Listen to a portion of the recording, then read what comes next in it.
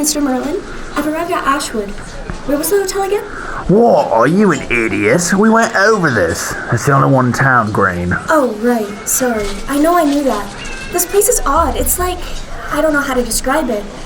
It's like my mind went foggy or something when I stepped out of the plane. Like a memory reset, if that makes sense? What are you blabbering about? You sound foolish, dear. You remember me, don't you? Clearly I do, sir. But I feel like everything I knew about this place, I've just forgotten. And it's terribly stuffy in this airport. What? Did you not do your research on this place? God, I knew you... Never mind. And stop that complaining, girl. You're being sensitive again. Unsurprisingly. Of course I did, as much as I could at least. It's hard to find information about this place. What am I even doing here, Merlin? This place just seems like a normal town to me. We talked about it, you foolish and half-witted girl. Okay, I'm sorry, dear. That was harsh. And nevertheless true. Sorry, I got something stuck in my throat. Anyways, how can you've already forgotten? You're here to learn about the missing people, my dear. Oh, right. Sorry, I remember now. But how am I supposed to do that when the police can't even find anything on it? The most evidence they have is a singular shoe and some creepy symbol they found graffitied on the outside of the abandoned mines. The ones that collapsed? Well, how am I supposed to know? You're smart, you'll figure it out. I hire you for no reason. And don't make me regret doing so. Anywho, I have a meeting in about, let's say, an hour. I can't miss. Wait, but... Goodbye, my dear. Call me when you got something good.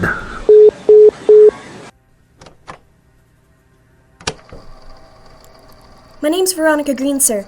I'm here on behalf of... I'm wondering what you might know about the missing persons reports? Those? We don't know anything about them. We searched the whole town, questioned close friends and families. Anything you've read about is as much as we know about it. But, if I had to bet... Now, don't go exploring without permission. It's awfully dangerous. No place for a lady. But if I had to bet, it's got something to do with those abandoned mine shafts. They're just down south, west of the fenced-off area. It's near an office building. It's owned by some company that I can't concern myself with. Don't go looking, though. The mines collapsed a few decades ago. Though, there's rumored to be an underground tunnel system. Oh, I've read about this. An earthquake caused it to collapse. Wasn't a weird symbol just found outside them like a week ago? Yeah. It was probably some bored teenagers.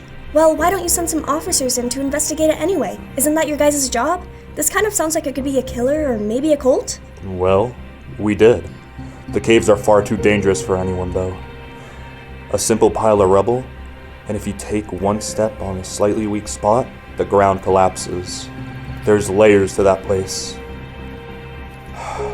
Or at least, I think that's what happened. I don't really remember completely. It's foggy, but I'm pretty sure that's what. Anyway, it's impossible to get into them. No one's down there. Foggy, officer? Yeah. I think my memory's going out, to be honest. Everything just seems foggy nowadays. Right. Well, thank you for your time, officer. It is very much appreciated. Wait. There's someone who might know a little more. The security officer, the owner of that old office-looking building I just mentioned, had hired him a few days ago. Have you heard of... He used to work at the mall as a security guard, but then he told us that he decided to pick up a job opportunity that offered him. I haven't heard from him since.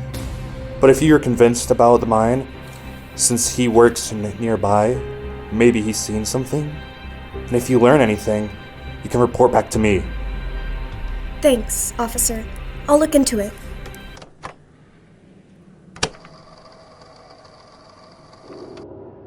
Maria says I need to start recording myself to help deal with this trauma she claims I have.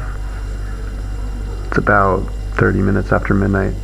I don't think I can do this. The day was okay, for the most part.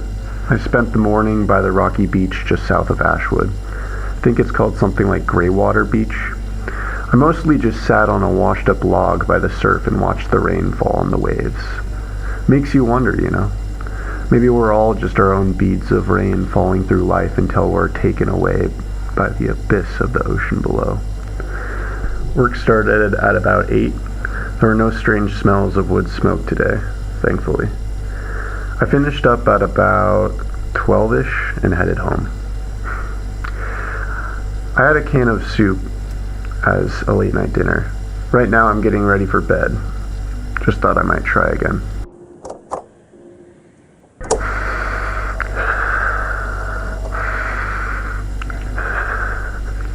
It's about 3:30 in the morning. The nightmares are back. This time, I woke up in this dark corridor that must have been about 20 feet wide. A few torches on the carved walls lit the dark stone ahead of me. I picked myself off the dusty ground and walked cautiously down the hallway. It was weird. There were no stone windows or skylights around. I must have been underground or something.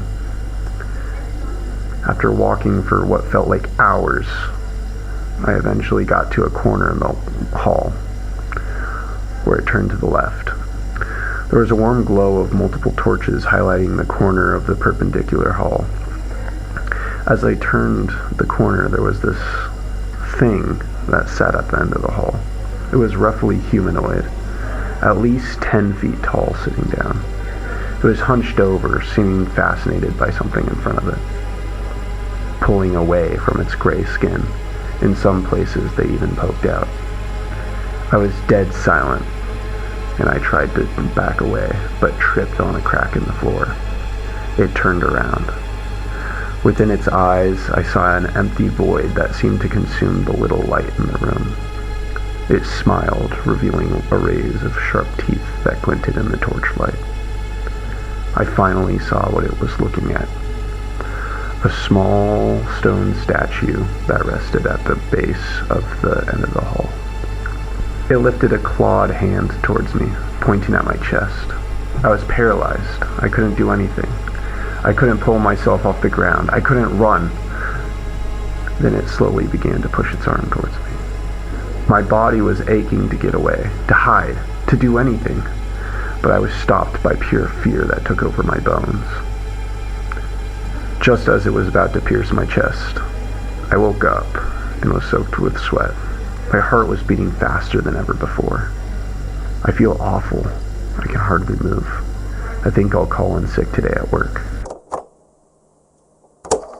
Audio log. It's day 6 now. Guess I'm settling in. Coffee's still terrible, but at least I can find the bathroom without getting lost now. And so they moved me to night shift permanently. Apparently I have the temperament for it. Not sure if that's a compliment or a punishment. And they also assigned me a partner, guard number 82 or something. Haven't heard him say more than probably 10 words total. He just stands there, staring at the monitors like he's trying to melt them with his eyes. Everyone's so serious here, man. You think we're guarding the president or something. Oh, that weird alarm's back. Happens every night, same time. 3:13 a.m. Just this alarm that shakes the floor a little. Nobody reacts. Nobody mentions it. I asked one of the lab techs about it, and she just froze.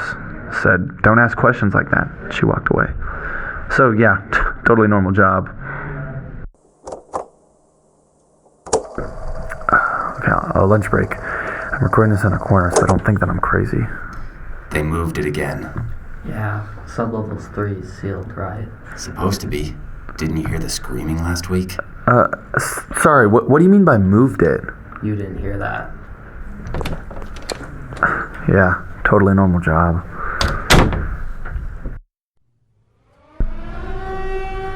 Containment adjustment in progress. Remain in your assigned area. There it is again. Same tone, but it's louder tonight. That's coming from under me. But there's no one here. I checked all the locks. And all teams are accounted for. So who's opening the doors? That came from the Delta Hall, and I'm not supposed to go in there. Is someone breathing?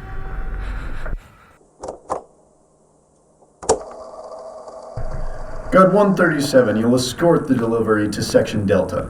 Hand the envelope to the technician. Do not deviate from the route. Oh, what's in it? That's not your concern. They sent some guy with me. Hazmat suit, no name badge, hasn't said a word. What the hell is that? Don't make eye contact. I tried to clock out early. The scanner didn't read my badge. It said access revoked. I tried the front door, and it said the same thing. I asked 82 for help. He didn't even look at me. He just kept watching the screens. If anybody finds this, tell them I'm not supposed to be here anymore.